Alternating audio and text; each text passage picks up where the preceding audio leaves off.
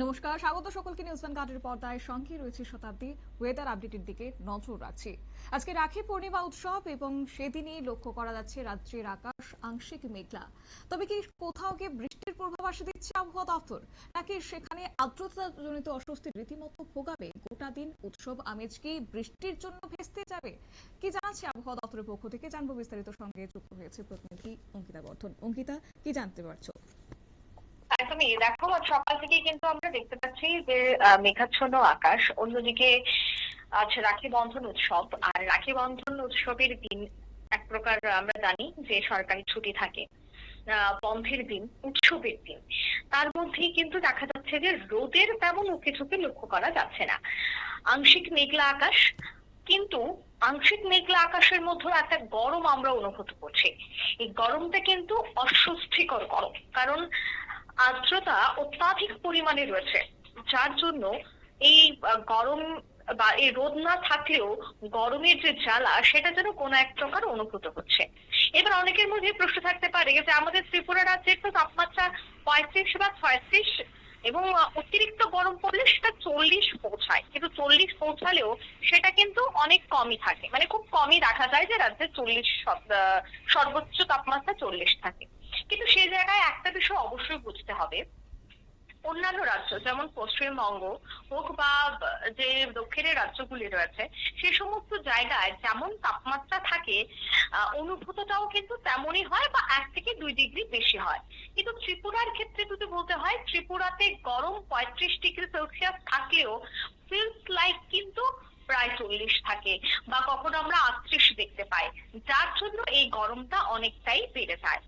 যেহেতু অনুভূতটা তাপমাত্রার থেকে বেশি হয়, তার জন্য আমাদের গরমটাও কিন্তু একটা অসহনীয় জ্বালার মতোই কাটাতে হয়। এই 24 ঘন্টার কেমন থাকবে রাজ্যের আবহাওয়া, সে কথা যদি বলতে হয়, ইতিমধ্যেই আগরতলা হাওয়া অফিসের পক্ষ থেকে একটি 7 দিনের বুলেটিন দেওয়া হয়েছে। যে 7 দিনের মধ্যে আজ হচ্ছে 28 তারিখ, আজকের দিনেও কিন্তু বৃষ্টিপাতের জন্য সম্ভাবনা দিয়ে দেওয়া হয়েছে। 1 থেকে 2 জেলায় ভারী বৃষ্টিপাতও হতে পারে।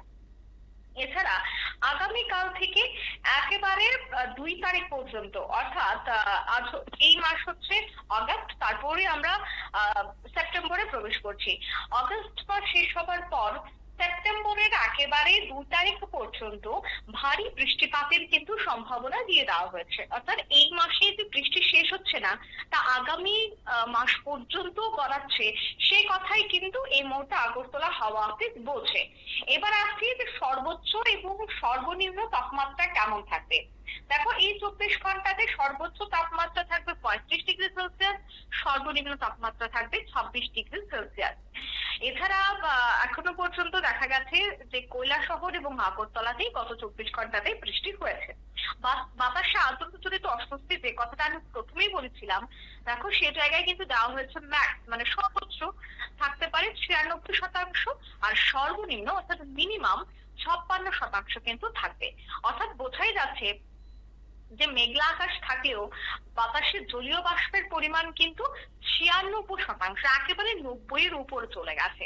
যার জন্য এই মেঘলা আকাশ ও গুমট পরিস্থিতির মধ্যেও আমরা ফ্যান ছাড়া থাকতে পারছি না, আমরা এসি ছাড়া থাকতে পারছি না।